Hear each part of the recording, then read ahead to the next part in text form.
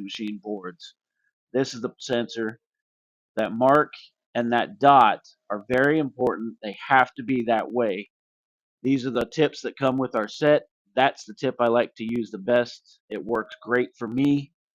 You pick what works best for you. I'm going to show you how I do it. Tweak it how you need to. You also want to be sure you have a pair of tweezers, maybe a pair of needle nose. Sometimes the sensors don't just pull out. You need a pair of those to help you. Make sure you've got your anti-static clip clipped on right there. If you've got helping hands on your soldering kit, that's perfect. You're going to want to turn it all on. Now, most of what you'll see will tell you not to put your soldering gun above about 400 degrees. You'll see mine is set at 480 degrees. This is because I'm having to heat both top and bottom of the solder from the top side with the method that I'm doing. Thing is, you can't leave it on there very long or you'll burn the board. So you just keep going on this, and we're going to take that piece off. It greatly helps if you've got helping hands like this to hold the board in place and possibly even put something under one end of the board to help hold it up when you go to pushing it back in place. We're going to take that piece off. That's your sensor. Now I put that tip on there, and you'll notice I'm going to hold this soldering iron flat against the leg of that sensor and then press it downward onto the board to melt that solder that's holding it in place. You can see, you can't see it in the video, but you can see with your eyes when you're doing it when the solder actually turns liquid. At that point, pull upward and move to the next one and just bounce from leg to leg on that one side again and again.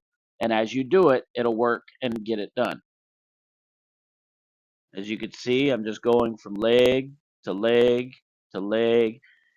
It's a very tedious process because you don't want to burn anything, you don't want to mess anything up. Once you've gotten it to the point where you can clearly see that all four legs on that side are staying liquid for the majority of the time, then you can start adding your pressure to the sensor trying to pull out that side.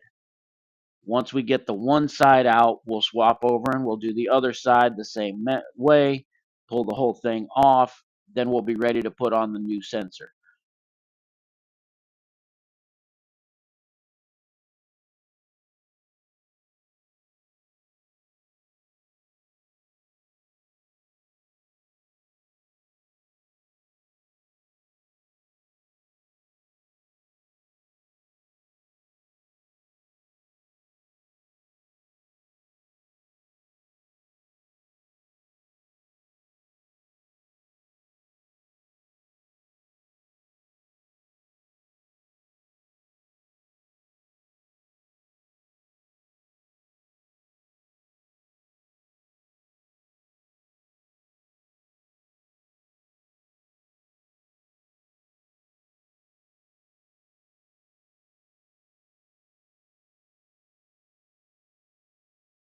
Now that I've got all four legs staying in a mostly liquid state the majority of the time, I'm able to reach in and grab it to the top of the sensor with my other hand and start putting that pressure I was talking about.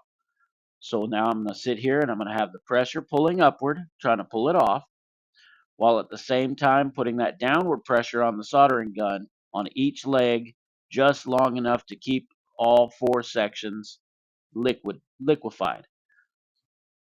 As I do that, you can feel, almost hear it yourself when you're doing it. You'll be able to feel it as it wants to move. Each leg wants to move upward. That's good. That's what you want to happen.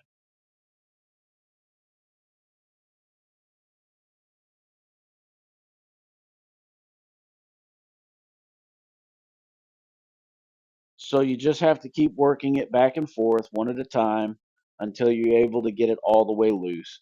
You'll be able to feel it coming up as you're pulling up on it there. You can feel each individual leg coming up. Once you get it all the way loose, repeat on the other side. Now, this is your new sensor. You'll notice on one side of the sensor, you've got lettering, your part number. That part number has to face the back side of the board where your red and black pin inserts are there. You can't put it the other way around because you only have 2 pins on all 8 of these that have voltage to them. And in order for them to be in the right placement, those words and letters have to be on this side of the board. So when you place it, see, I've got the lettering facing the red and black pin. I know you can't really see it. Phone camera, it sucks. And all you're going to do is heat up those joints just in exact reverse of how we did the other ones. Heat them up, heat them up. Once you get them started, okay. And now you can put it down on there and you're going to do the same thing. 1, 2, 3, 4. 1, 2, 3, 4 until it gets it all the way. Now you'll see I'm putting pressure downward on it while I'm doing this. Just the opposite of what we did when we were pulling it off. Once I get this side started, I'll go to the other side and continue doing it on that side and then work that side all the way in, work this side all the way in until the sensor sits flush with the board. Then we're done. So as you can see here, I'm still going, same process, but I'm able to feel which legs are catching. As I feel each individual leg catching, I can adjust whether I'm going straight 1, 2, 3, 4, or maybe I need to go 1, 3, 2, 4. But you can feel it while you're doing it. Again, I apologize for the camera quality. I'm doing this on my phone in about 45 minutes time with me deciding to go ahead and do this board and download an app to make a video to help you all out better than the one that Joe DeMegdo had found. Um, once you do get this all the way done, throw it back in its plastic housing, throw it back in a washing machine, calibrate the washing machine, and then you can double check to make sure that you did it right by running a fault test. As long as you don't have the fault F2E1, that's your pressure sensor fault, then you know that you've done it right and the washing machine should be good to go.